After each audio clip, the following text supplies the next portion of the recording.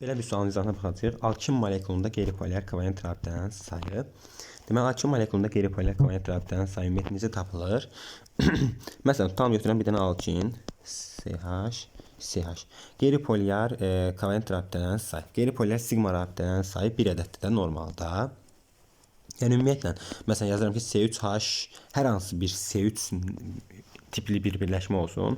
Qeyri-polyar sözünü eşidiriksə, 3-dən biri çıxmaqla tapırıq. 3-dən biri çıxırıq 2. Vəsə.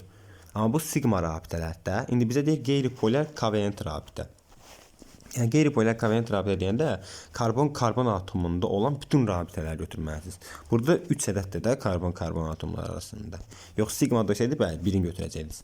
Amma hal-hazırda qeyri-polyar kovalent rabitə dediyi üçün mən asterni yazdım, tutalım C2H2-ni də C2H2 və burada göstərdim ki, deməli 3 ədəd qeyri-polyar kovalent rabitə var.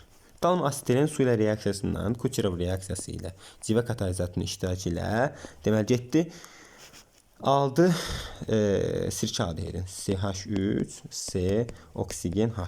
Düzdür. Burada da qeyri-polyar deyir də, yəni qeyri-polyar deyir. Qeyri-polyarda karbon-karbon atom arasında gedir. Orada bir dənədir. Deməli, normalda alkində 3 dənə idi. Su ilə reaksiyasından aldın bir dənə.